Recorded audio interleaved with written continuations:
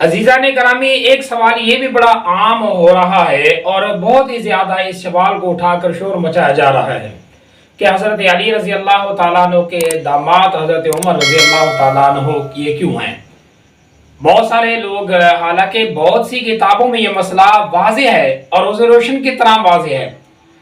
ایک دو کتابیں نہیں، تاریخ کی کتنی کتابیں ایسی ملتی ہیں اور معتبر کتابیں جو اہل سنت کے ہاں بھی ہیں اور اہل تشیع کے بھی ہاں ہیں، ان سب کتابوں میں یہ مسئلہ واضح ہے کہ حضرت عمر رضی اللہ تعالیٰ عنہ حضرت علی رضی اللہ تعالیٰ عنہ کے داماد ہیں۔ حضرت علی کی جو صاحبزادی حضرت ام کلثوم ہے، وہ حضرت عمر رضی اللہ تعالیٰ عنہ کے ساتھ ان کا نکاح ہوا ہے، اور یہ عقد خود حضرت علی رضی اللہ تعالیٰ عنہ کے رضامندی کے ساتھ خود حضرت علی رضی اللہ تعالیٰ عنہ نے کیا ہے۔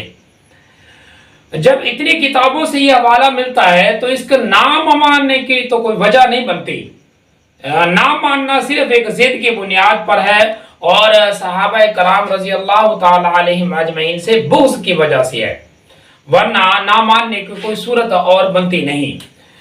اس ویڈیو کے اندر میں 3 حوالے اہل سنت کی معتبر کتابوں سے دوں گا اور 10 حوالے اہل تشیع کی کتابوں سے دوں گا، اسی بات پر کہ حضرت عمر رضی اللہ تعالیٰ عنہ حضرت علی رضی اللہ تعالیٰ عنہ کے داماد ہیں۔ پہلے اہل سنت کی کتابوں سے حوالے، اہل سنت کی ایک معتبر کتاب ہے فتح الباری، علامہ ابن حجر عسقلانی کی کتاب ہے۔ اس کے اندر ایک واقعہ نقل کیا ہے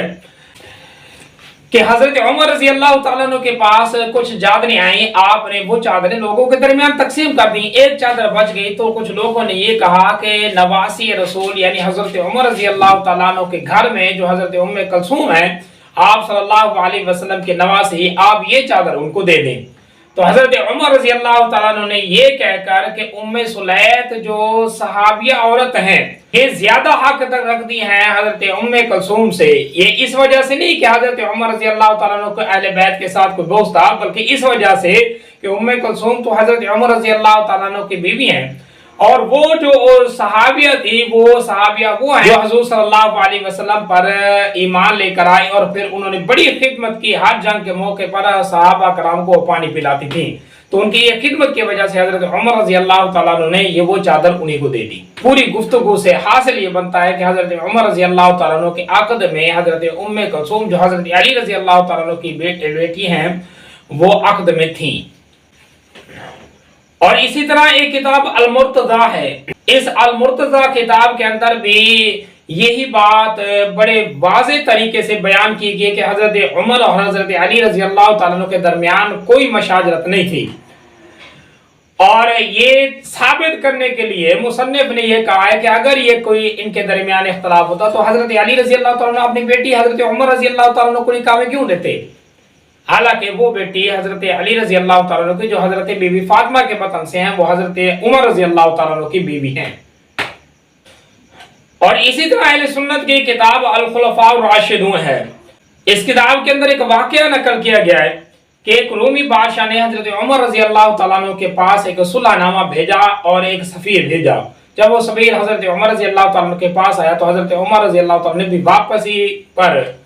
یہ صلح قبول کرتے ہوئے ایک اپنا قاصد ریلچی جو ہے نا وہ بھی حضرت عمر رضی اللہ تعالیٰ نے اس کے ساتھ بھیج دیا، اور جب وہ جانے لگا تو حضرت ام کلثوم نے کچھ تحائف تیار کر کے